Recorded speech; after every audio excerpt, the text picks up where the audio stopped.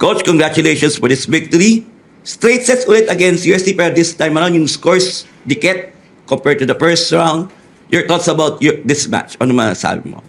Siguro first of all, no, we thank the Lord for the win, no? So, and then sa pagbigay ng courage and everything sa mga bata during this game. So, for me, no, we expect talaga is a very tough game because nga, yun nga, we know na UST kalaban and then the first round talaga is natalo namin sila straight set. But I always remind them, especially the third set, that we keep on going, we don't give up because everything possible will happen eh. Okay, so nothing is impossible kung we keep on going talaga. And yun, so nakita ko naman sa mga bata on how they respond during that moment because I know mga bata pag anong sitwasyon for us, no, especially sa team namin, medyo bumababa agad yung kumpiyansa. Pero the thing is kanina na we overcome it. Okay, so we thank the Lord talaga na sa game na to is very challenging game but we respond properly sa game na to. Thank you very much. Coach JP Frances, you have 18 points on 17 attacks, 1 service ace, 5 digs, and 11 extra receptions. So, first and third sets, very close, but you were able to pull this off. So, what can you say about the team's character to win this match? For me, everyone was really ready to win. Yeah, I'm really happy that we're able to work together and to achieve this goal. Yeah. Well said. Yeah, well said. Shy. 18 attacks, 1 block, 14 excellent receptions, and 10 digs. So yun nga, maganda itong panalo to kasi napalakas yung chance nyo na makapasok sa Final Four. So, what can you say yung team hindi bumigay, especially yung first and third set, dikit yung score? Okay.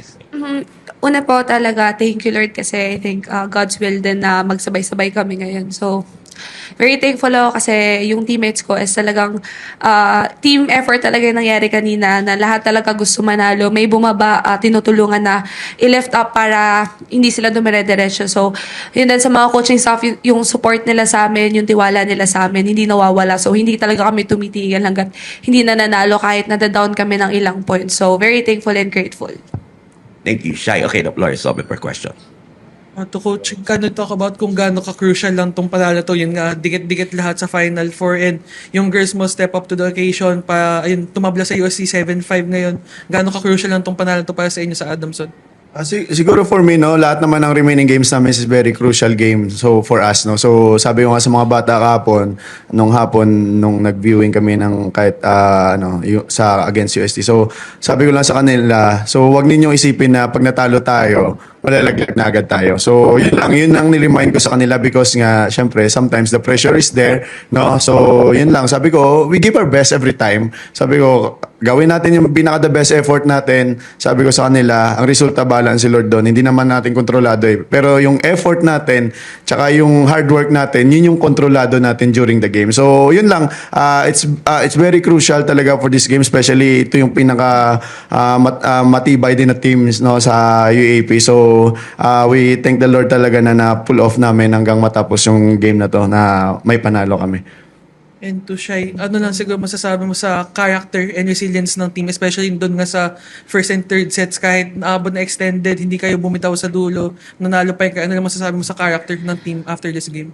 Yun nga, yung sabi ko nga kanina is, thankful ako kasi nung time na may bumababa na panghihinaan ng loob, willing lahat na tumulong, lalo yung coaching staff na maniwala lang sa programa, sa isa't isa, sa sistema, and kung ano yung goal ng team. So, very grateful and thankful again.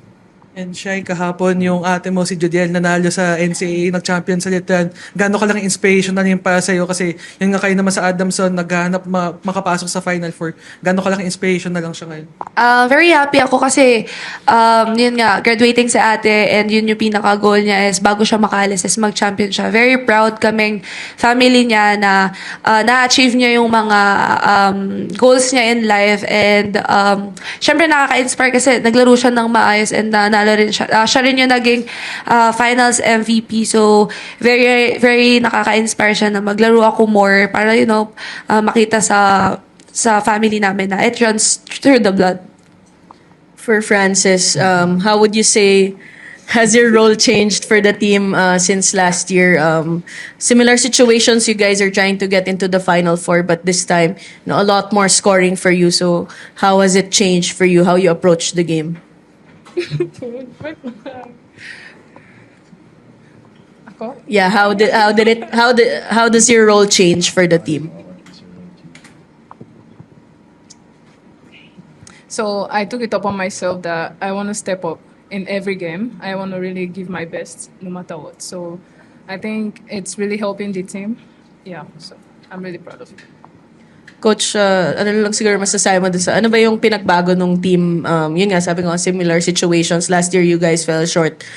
Siguro, what are you looking at na, kumbaga nakikita mo ngayon sa team na to na iba yung magiging result nyo this season? Siguro for me, no, na I know naman na there is so many changes, di ba, tulad last year, ngayon, pero for now, sa team kasi ngayon is, hindi, kumbaga nandun na yung tapang nila every time sa laro. Pero na ano din, kasi work in progress bumababa, andon, so nawawala. So pero I know naman na during the crucial moments, magpapakita talaga yung mga bata. So yun lang talaga na we keep on encouraging them every time, no? So especially Frances during last game, di ba, na medyo off talaga siya. So we keep on encouraging her.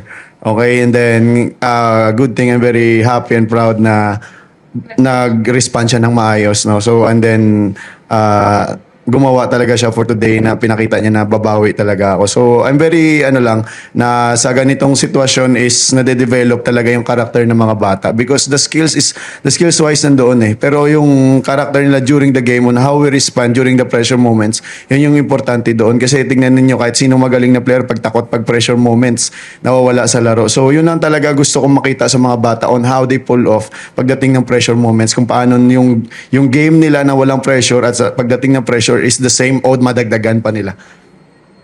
Shai, going back na lang din dun sa ate mo.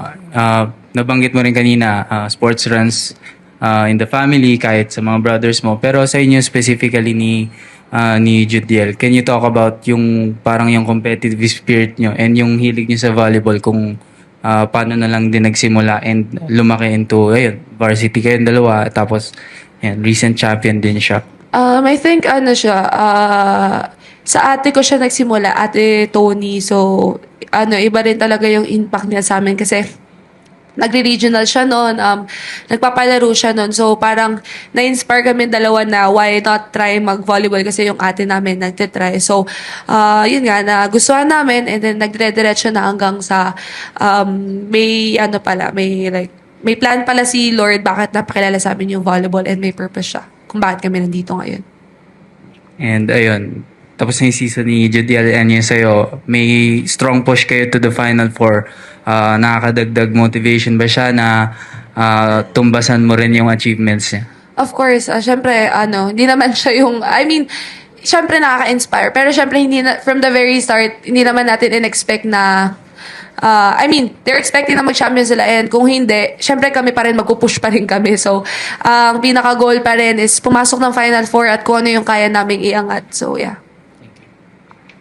Coach, next game nyo nga is against a UP side na naghahanap din makapasok sa Final Four. So, paano mo lang